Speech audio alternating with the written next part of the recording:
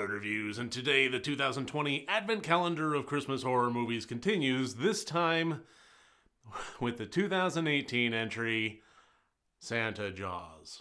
Alright, so this is going to be a short review, not as short as yesterday's, but it is going to be a somewhat short one here because I don't have a ton to say about this, but I think that there might be some misconceptions just because I've been asked about this before, and when I am, it's always with that sense of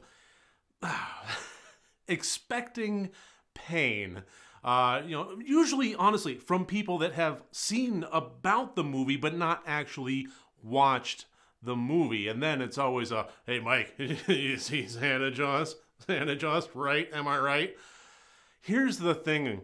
I think people are expecting me to just not like this movie right off the bat, but I would counter that if you have that misconception and you haven't seen the movie, I think you should. So this is kind of generally in the same ilk as your basic sci-fi originals, but I honestly think that it has a bit more heart than that. Believe it or not, I actually enjoyed this movie. And about this time in my reviews is typically when I'll kind of go through a plot synopsis. And I'm going to forego that this time. I'm just going to let people walk in blind because I honestly think that that is the best way to watch this.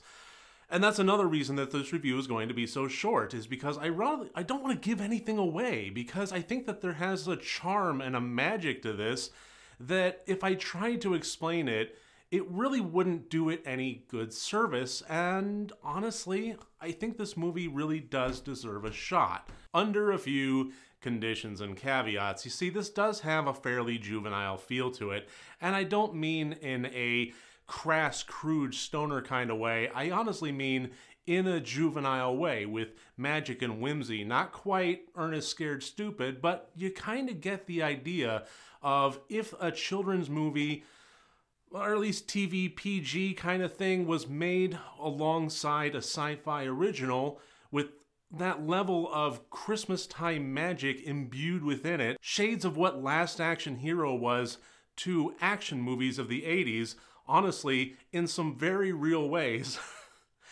I think that you kind of get the idea of what I'm talking about, just generally with tone. So yes, you are looking at some terrible, laughably bad CGI, and laughably bad meaning, yes, it's absolutely the most horrific stuff you've ever seen, but it's okay to laugh at it. That's honestly almost part of its charm. You expect to see it there.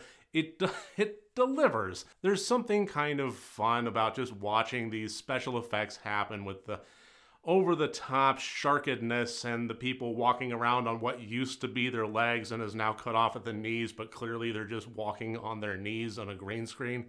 The whole thing is just ridiculous at face value, but that's part of what makes it fun. And I think kind of really what the question comes down to that people are going to be asking from this point is, would I classify this as a good, bad movie? Would I give this my good, bad movie stamp of approval?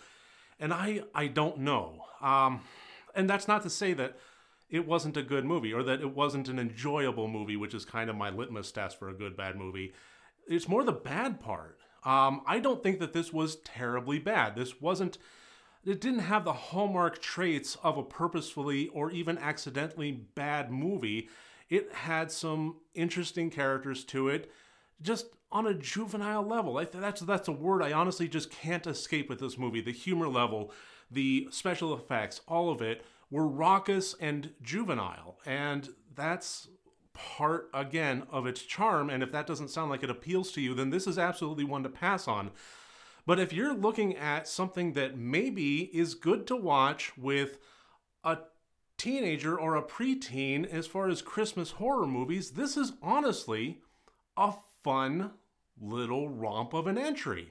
And for those of us that are always kids at heart and are honestly looking for something that is somewhat wholesome fun in a year that has honestly just really dragged us down and has been tough to cope with, I think that a movie like Santa Jaws is honestly a salve for the soul. So at the end of the day, I'm not going to pretend that this is any better than a pretty top tier sci-fi original and all the limitations that has. But also, I really hesitate to give this a good, bad movie just because I think that that tag, honestly, implies a level of cynicism that I just don't feel like this movie deserves, or that I feel like attributing to something that made me smile as much as it did.